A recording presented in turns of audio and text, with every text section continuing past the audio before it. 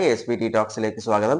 വടകരയിലെ bike മോഷ്ടാക്കളെ police arrest ചെയ്തു. Arrest ചെയ്തിട്ടുള്ളത് 7ഓളം വിദ്യാർത്ഥികളെയാണ്. അവരുടെ കയ്യിൽ നിന്നും മോഷ്ടിക്കപ്പെട്ടിട്ടുള്ള ബൈക്കുകൾ പോലീസ് കണ്ടെത്തുകയും ചെയ്തിട്ടുണ്ടായിരുന്നു. വിദ്യാർത്ഥികൾ എന്ന് പറയുമ്പോൾ എല്ലാ രക്ഷിതാക്കളും സൂക്ഷിക്കുക അവരവരുടെ കുട്ടികളെ. കാരണം വിദ്യാർത്ഥികൾ എന്ന് പറയുന്നത് 9ാം ക്ലാസ്സിലും 10ാം ക്ലാസ്സിലും പഠിക്കുന്ന വിവിധ സ്കൂളുകളിലെ വിദ്യാർത്ഥികളെയാണ് പോലീസ് അറസ്റ്റ് ചെയ്തിട്ടുള്ളത്. ഇവരുടെ മോഡ് ഓഫ് ഓപ്പറാൻഡി എന്ന് പറയുന്നത് റെയിൽവേ സ്റ്റേഷനിലെ നിർത്തിയിട്ടിട്ടുള്ള ബൈക്കുകൾ മോഷ്ടിക്കുക മാത്രമല്ല അതിന്റെ ചേസ് നമ്പറും എഞ്ചിൻ നമ്പറും അതുപോലെ നമ്പർ പ്ലേറ്റ് അടക്കം എല്ലാ കാര്യങ്ങളും ചേഞ്ച് ചെയ്തതിനു ശേഷമാണ് ഇവർ യൂസ് ചെയ്തുകൊണ്ടിരിക്കുന്നത്. അതുകൊണ്ട് തന്നെ പോലീസിനുള്ള സംശയം പോലീസ് അന്വേഷിച്ചുകൊണ്ടിരിക്കുകയാണ്. ഇതിൽ പിന്നിൽ ഒരു റാക്കറ്റ് ഉണ്ടോ എന്നുള്ളൊരു കാര്യം. കാരണം 9ാം ക്ലാസ്സിലും 10ാം ക്ലാസ്സിലും പഠിക്കുന്ന വിദ്യാർത്ഥികൾക്ക് ഈ ഒരു കാര്യം ചെയ്യാൻ പറ്റുമോ എന്നാണ് പോലീസിനുള്ള ഡൗട്ട്. അത് സത്യമായിട്ടുള്ള കാര്യമാണ്. കാരണം 9ാം ക്ലാസ്സിലും 10ാം ക്ലാസ്സിലും പഠിക്കുന്ന കുട്ടികൾ നമ്പർ പ്ലേറ്റും ചേസ് നമ്പറും എഞ്ചിൻ നമ്പറും ഒക്കെ എങ്ങനെയാണ് ചേഞ്ച് ചെയ്യുക?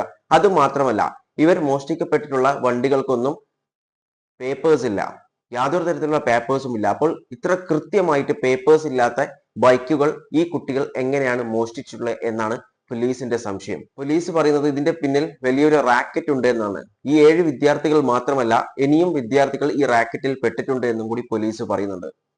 പോലീസ് ഈ വിദ്യാർത്ഥികളെ ചോദ്യം ചെയ്തപ്പോൾ അങ്ങനെ ഒരു റാക്കറ്റ് ഒന്നുമില്ല, നമുക്ക് ബൈക്കിൻ്റെോട് ഇഷ്ടം തോന്നിയത് കൊണ്ട് നമ്മൾ മോഷ്ടിച്ചു എന്നാണ് വിദ്യാർത്ഥികൾ പറഞ്ഞിട്ടുള്ളത്. പക്ഷെങ്കിൽ ഈ വിദ്യാർത്ഥികൾ, ഈ അറസ്റ്റ് ചെയ്തിട്ടുള്ള 7 വിദ്യാർത്ഥികൾ എന്ന് പറയുന്നത് പല സ്കൂളുകളിലുള്ള കുട്ടികളാണ്. അപ്പൊ ഇവരെങ്ങനെ ഒരുമിച്ചു എന്നും കൂടി പോലീസ് അന്വേഷിച്ചുകൊണ്ടിരിക്കുന്നത്. അതുകൊണ്ട് തന്നെയാണ് പോലീസ് പറഞ്ഞത് ഇതൊരു റാക്കറ്റ് ഇതിന്റെ പിന്നിലുണ്ട് എന്നുള്ളൊരു കാര്യം.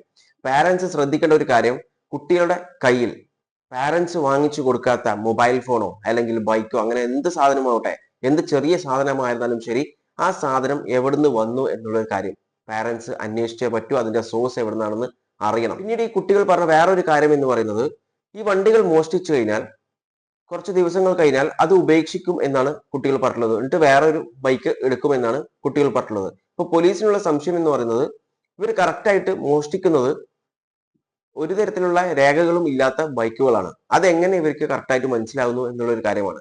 രണ്ടാമത്തെ കാര്യം, ഇവർ എന്തിനാണ് ഈ ബൈക്കുകൾ ഉപേക്ഷിക്കുന്നു എന്നൊരു കാര്യം കൂടി. കാരണം എന്തെങ്കിലും ഇല്ലീഗൽ ആയിട്ടുള്ള കാര്യങ്ങൾ ചെയ്യാൻ വേണ്ടി യൂസ് ചെയ്തതിന് ശേഷം ഈ ബൈക്കുകൾ ഒഴിവാക്കുന്നതാണോ?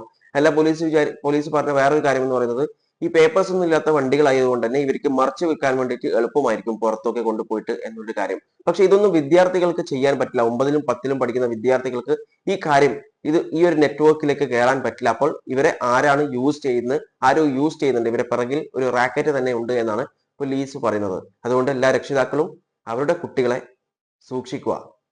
അവരെന്തൊക്കെ ചെയ്യുന്നു എന്നുള്ളൊരു കാര്യം നമ്മൾ അറിയണം. ഓരോ പാരന്റ്സും അറിയണം അവരുടെ കുട്ടികൾ സ്കൂളിൽ പോയാൽ സ്കൂളിൽ വിട്ടിട്ട് എന്തൊക്കെ ചെയ്യുന്നു, തിരിച്ച് വീട്ടിലേക്ക് എത്തുന്നത് വരെ എന്നുള്ളൊരു കാര്യം മുഴുവനായിട്ടും എല്ലാ കാര്യങ്ങളും അറിഞ്ഞിരിക്കണം. കാരണം ഇപ്പോഴത്തെ സമൂഹം, ഇപ്പോൾ നമ്മുടെ സമൂഹം അങ്ങനെയാണ് പോയിക്കൊണ്ടിരിക്കുന്നത്.